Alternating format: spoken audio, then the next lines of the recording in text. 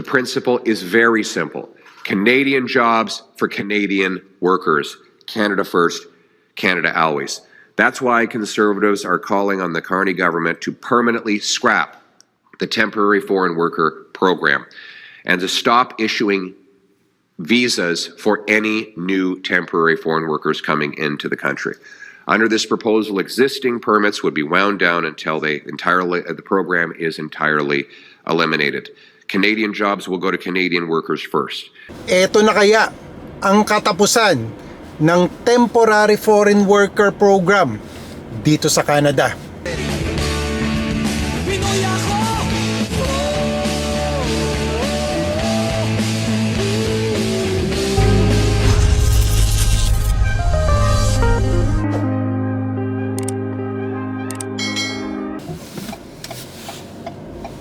Kamusta mga kababayan? Isang mapagpalang araw sa inyong lahat.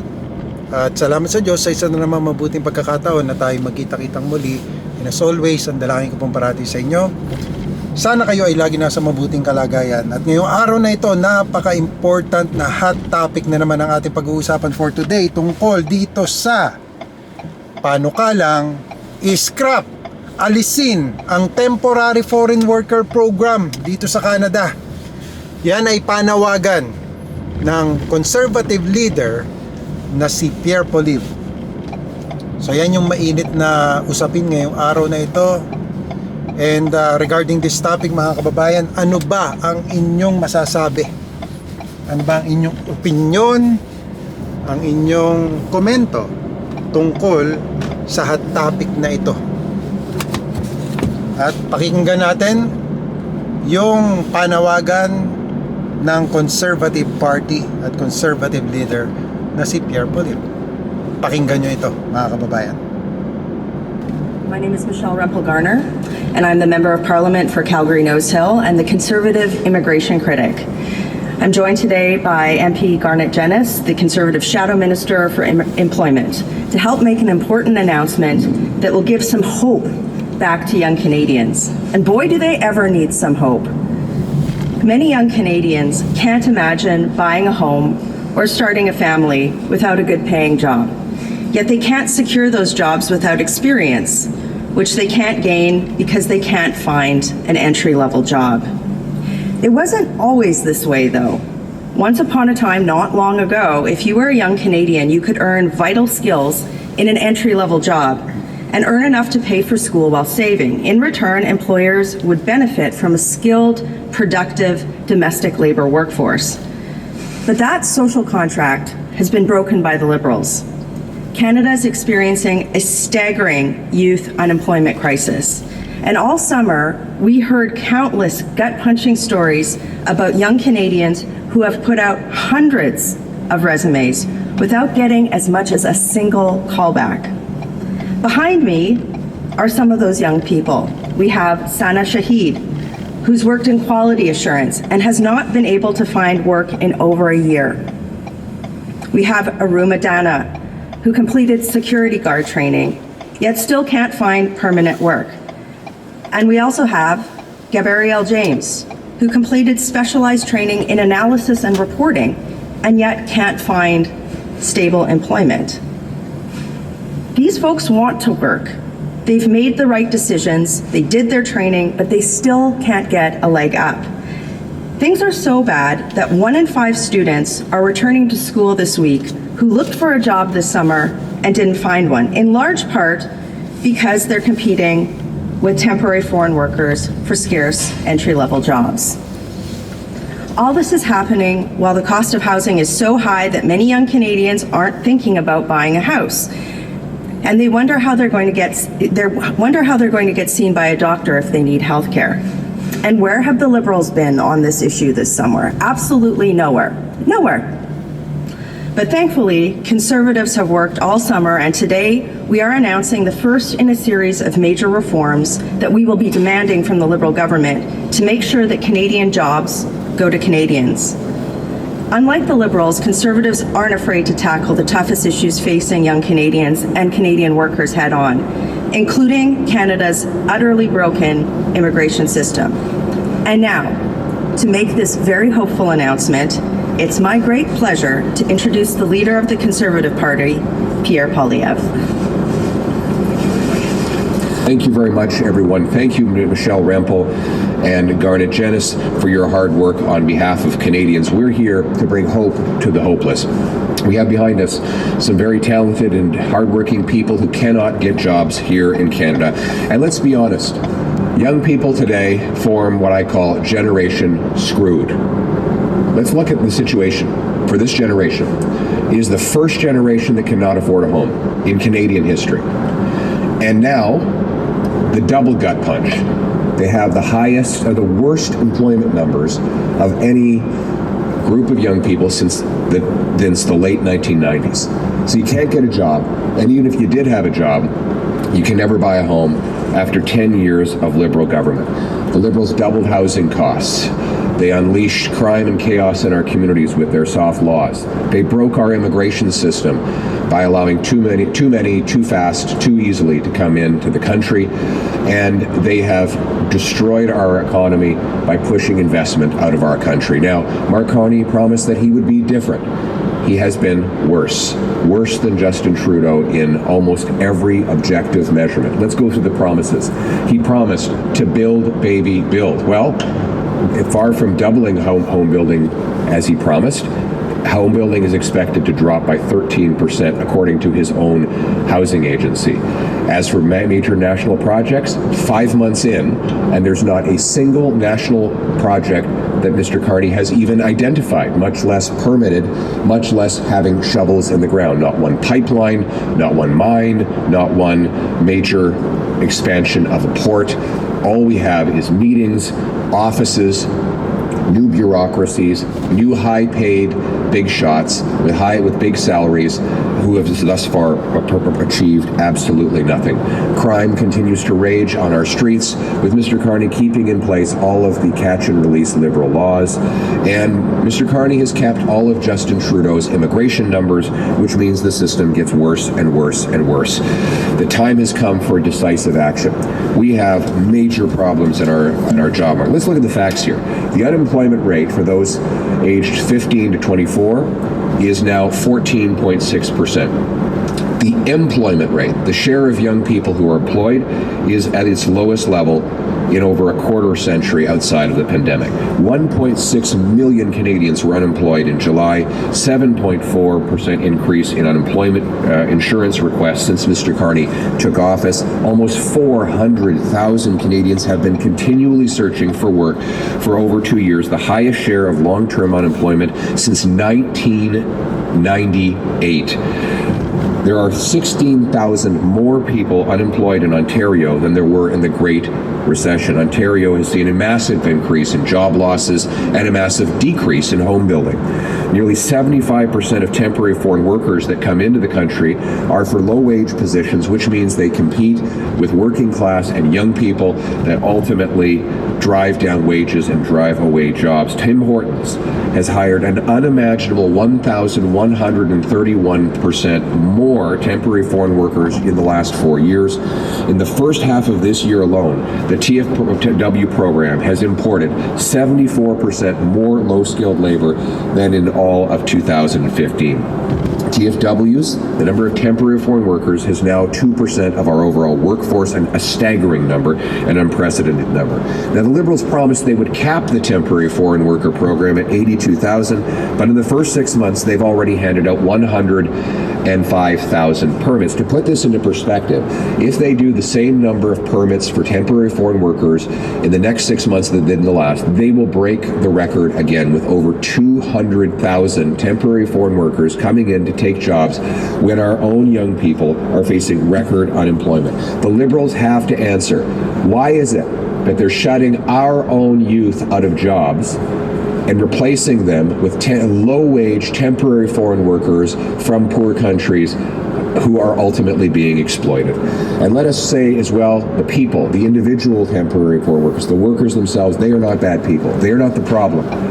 They are being taken advantage of by Liberal corporate elites who want to use them to drive down wages. And of course, we continue to support the dream of all immigrants to Canada, immigrants who come here to be Canadian, to get a job, work hard, contribute, and live a good life. That is part of the Canadian promise, and that is not what we're addressing here today.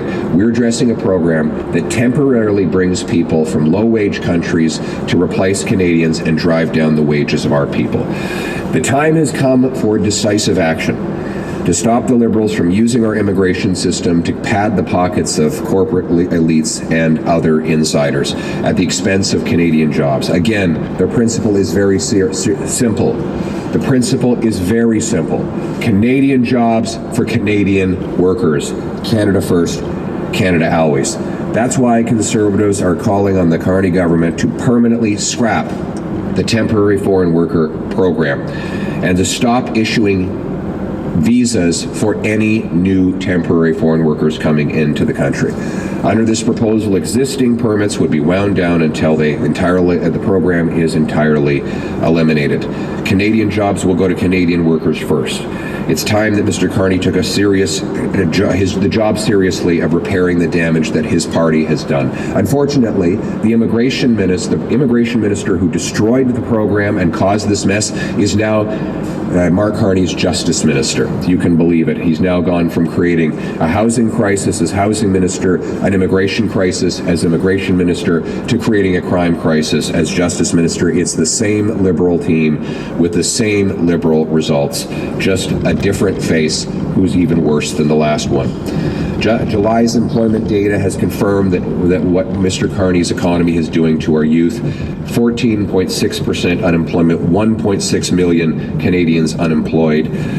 According to CIBC, the levels of employment are normally what you would see in a, quote, a recessionary period. Yet the Liberals are still bringing in the workers from abroad to take jobs from people here at home, and they are driving down wages. Nearly 3/4 of the temporary foreign workers in Canada do jobs that pay below average wages, which means that they are ultimately taking jobs from the people in Canada that need them most. These workers should not be demonized. They are being taken advantage of. Nor do we have a problem with immigrants who come here to build a family and start a life, pay their taxes, follow the rules, and integrate into the Canadian way of life. That should be the goal. But that is entirely different from what the Liberals are doing. Mark Carney is a self-described global elite, and he and his global elite friends believe in mass immigration that gives more power to corporate elites like him and less wages to the Canadian people. They win, the Liberal elites win and Canadian workers lose. But we can fix the problem. We're here with a solution.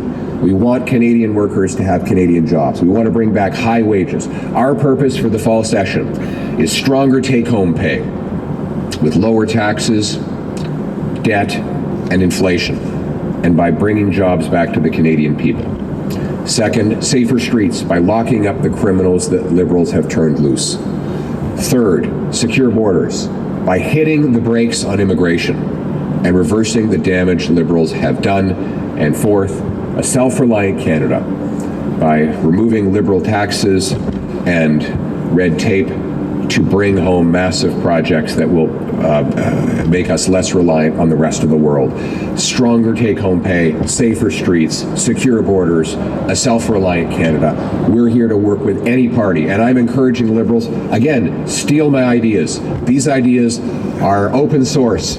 We want every Canadian to have a chance to have a great job that buys them a beautiful life and a wonderful home on a safe street. That is our mission. We will work with anyone to do it. And as I'm demonstrating here today with the help of our incredible team, Michelle Rempel and Garnet Jenis, that we have proposals to fix the problems Liberals have met, to bring home the hopeful future for our country that our youth and all Canadians deserve. Thank you very much. We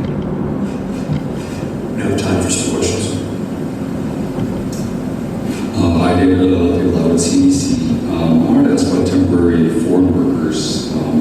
What have business leaders told you about why they felt that they needed TFWs, and why do you believe they can now do without these workers and still stay in business without raising prices? Well, in most cases, I don't think they do need temporary foreign workers. I think they hire them because they can pay them less.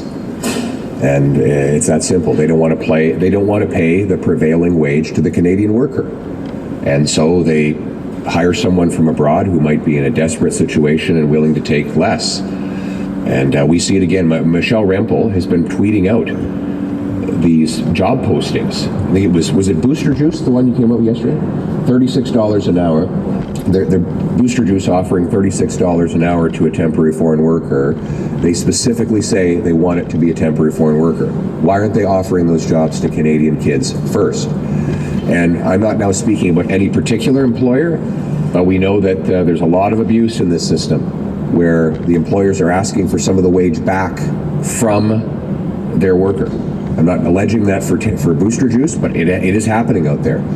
It is a very exploitative system that has allowed corporate elites to profit off of driving wages down and driving jobs out, and we're going to put an end to it.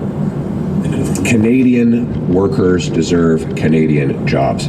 So far, Mark Carney has not found a single penny in new savings. While he promised to spend less, in the 5 months he's been Prime Minister, he's increased the cost of the government by 8%. 33% more federal public servants are earning over $100,000 under Mark Carney.